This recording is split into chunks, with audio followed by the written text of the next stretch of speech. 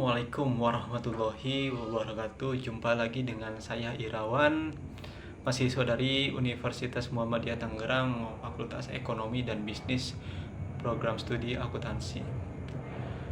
Di sini kembali saya akan menjelaskan tentang grand teori akuntansi ya. Dan pembahasan kali ini pada grand teori akuntansi tentang teori ekonomi mikro. Apa itu teori ekonomi mikro?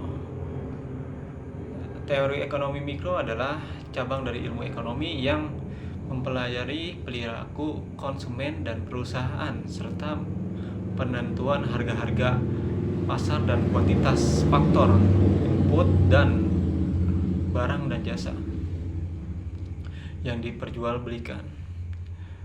Ekonomi mikro meneliti bagaimana berbagai keputusan dan perilaku tersebut mempengaruhi penawaran dan permintaan atas barang dan jasa yang akan menentukan harga dan bagaimana harga pada gilirannya menentukan penawaran dan permintaan barang dan jasa selanjutnya. Itu menurut Lutfiah ya pada 2013. Lalu ekonomi mikro juga mempelajari bagaimana perilaku tiap-tiap individu dalam setiap unit ekonomi yang dapat berperan sebagai konsumen, pekerja, investor, pemilik tanah, ataupun perilaku dari sebuah industri. Ekonomi mikro menjelaskan how and why sebuah pengambilan keputusan dalam tiap unit ekonomi. Contohnya, ekonomi mikro menjelaskan bagaimana seorang konsumen membuat keputusan dan pemilihan terhadap suatu produk ketika ada perubahan pada harga ataupun pendapatan. Ekonomi mikro juga menjelaskan perilaku industri yang menentukan jumlah tenaga kerja, kuantitas, dan harga yang terbaik.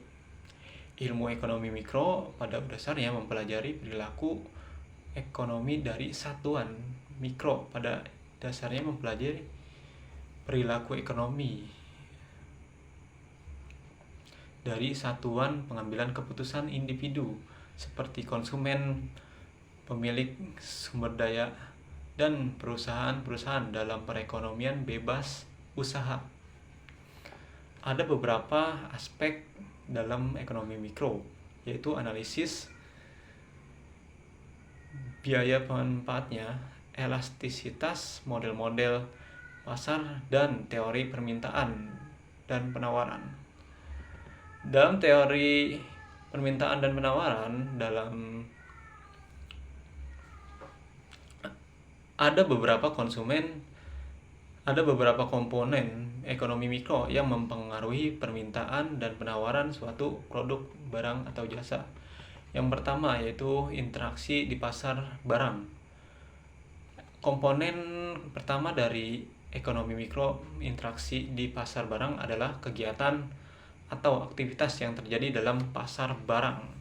Pada dasarnya dari sudut pandang ekonomi mikro, perekonomian sebenarnya tersusun dari gabungan dari berbagai jenis pasar, termasuk barang-barang. Interaksi yang terlihat dari pasar barang adalah kegiatan tawar-menawar antar penjual, produsen, dan pembeli konsumen di pasar. Aktivitas ini secara tidak sadar bisa membentuk suatu harga yang telah disepakati oleh dua belah pihak yang bersangkutan. Kesepakatan harga yang terjadi inilah yang bisa menghasilkan sebuah harga keseimbangan dalam pasar. Lalu yang berikutnya ada tingkah laku perilaku ekonomi atau dalam kurung penjual dan pembeli. Tingkah laku penjual dan pembeli dalam pasar merupakan salah satu komponen yang menjadi fokus kajian dari ekonomi. Segala bentuk aktivitas yang dilakukan oleh produsen dan konsumen yang didasari dengan sebuah tujuan yang ingin dicapai. Pada ekonomi mikro, perilaku konsumen adalah bagaimana konsumen bisa memenuhi kebutuhan hidupnya dengan pendapatan yang terbatas. Sedangkan produsen atau tingkah laku yang menjadi fokus kajian dalam dalam bagaimana mereka bisa memperoleh keuntungan sebesar-besarnya. Ada beberapa asumsi yang bisa digunakan untuk menganalisis perilaku dari konsumen dan produsen, antara lain: pertama, produsen dan konsumen melakukan aktivitas perekonomian secara rasional dan terbuka. Lalu yang kedua, aktivitas produsen dan konsumen dalam pasar dilandasi dengan tujuan-tujuan yang ingin dicapai. Dan yang ketiga, konsumen berusaha untuk mendapatkan kepuasan maksimal, sedangkan untuk produsen ingin mendapatkan keuntungan yang maksimal. Lalu untuk interaksi dalam pasaran faktor. Pasar faktor fokus pada kajian interaksi yang terjadi antara penjual dan pembeli di dalamnya. Pasar-pasar faktor menjadi fokus kajian dalam ekonomi mikro karena pasar menyediakan faktor produksi yang dibutuhkan oleh produsen rumah tangga yang bisa digunakan untuk menjalankan kegiatan produksi. Faktor tersebut meliputi sumber daya alam, sumber daya manusia, sumber daya modal, serta kewirausahaan.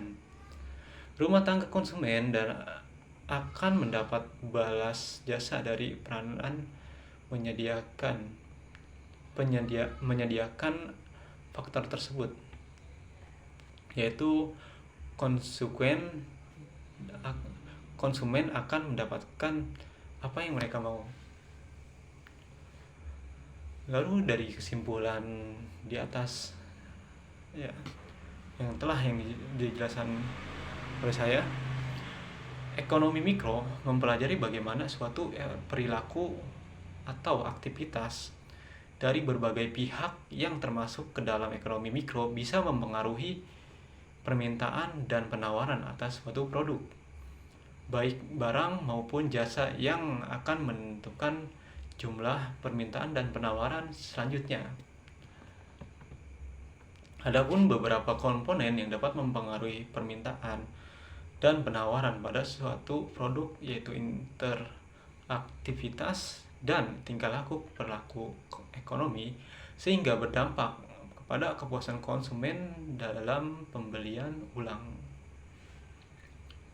Baik, itu saja yang dapat saya jelaskan tentang teori ekonomi mikro. Demikian, terima kasih. Wassalamualaikum warahmatullahi wabarakatuh.